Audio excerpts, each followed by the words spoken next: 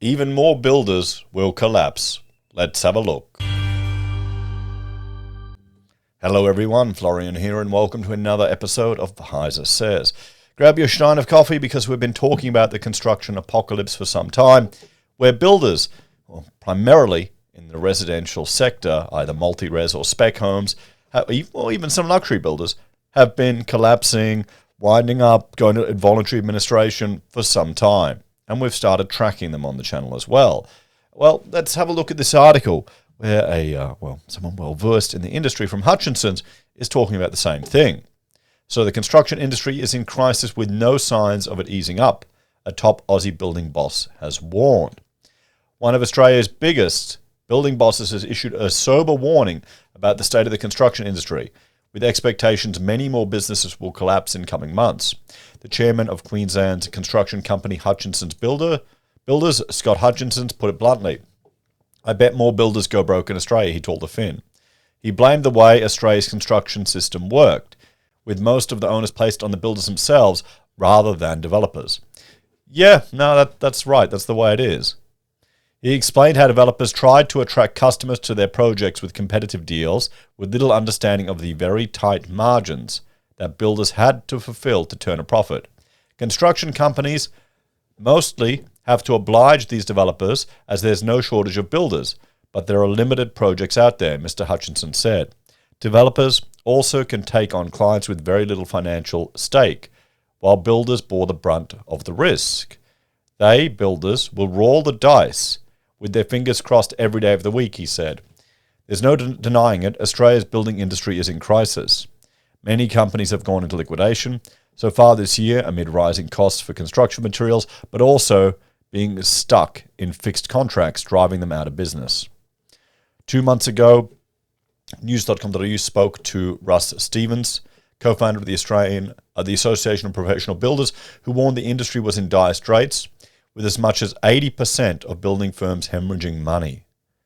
More than half of the estimated 12,000 construction companies in the country are reportedly trading at a loss, with many on the brink of collapse. And you know what's going to happen if this continues? We're going to have a supply issue in housing. So,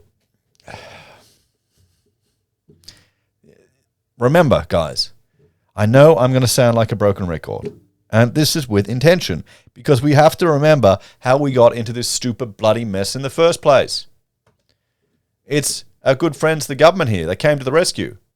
Well, one, they kept zombie companies alive, allowing businesses to trade while insolvent, which terrifies me. And then just the continued juicing of the market, particularly home builder, has overheated the spec sector. And you've got, government grants out the wazoo, 88 grand when you combined everything together in WA. I think it was 200 grand in Tasmania. It's just bullshit how much money they're throwing to get people into housing. You've got 5 and 2% government loan guarantees. 2%. 2% deposit. I think I spent more than that buying my bloody air compressor. Okay? Just think about that. And that's not a brag. I need an air compressor. That just shows you how insane it was.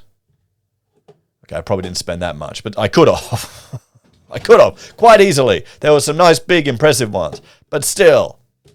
And then you've got the negative gearing and the super withdrawals. This is the government. They juiced the bloody market. And this is the consequence, because all of these projects have been brought forward. Then add to that all of the other issues going on in the world, because when you switch the economy on and off, this is what happens. Those working in the industry have regular mental breakdowns and crying to colleagues and family members as the pressure to survive mounts. Yeah, it's a shit game in many regards, guys. That's why you need a diversity of clients for who you're working for. I mean, the worst experiences I've had have been working for old money. Well, no, probably one generation down from old money, or developers.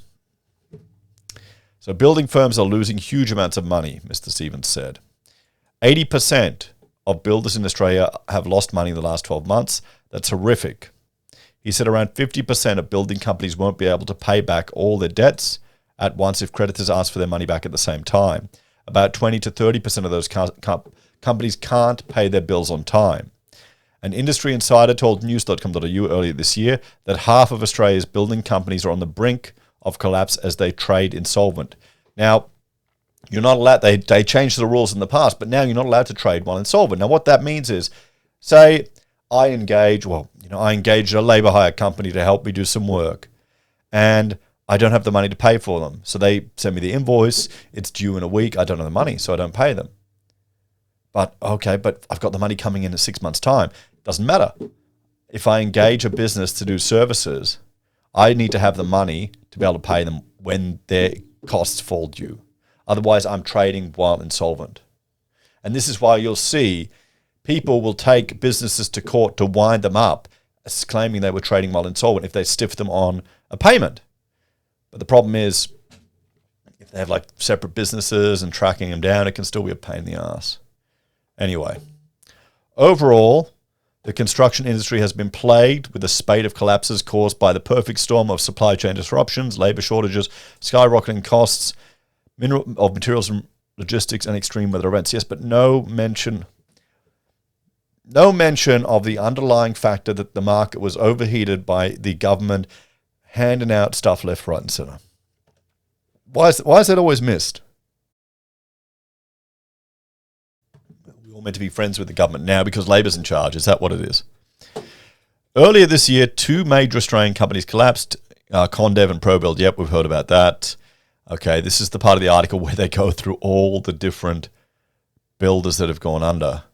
News.com also raised questions about Sydney-based Ajit Construction on Thursday after the builder hadn't commenced construction for 4 months, cleared up its offices without telling customers, and disconnected its phone line. Well, there you go. There's one I haven't heard about. There are between 10 to 12,000 residential building companies in Australia undertaking new homes or large renovations. A healthy construction industry is vital to a strong economy and ongoing growth, with the sector accounting for the employment of almost 9% of Australian workers and 7.5% of our GDP.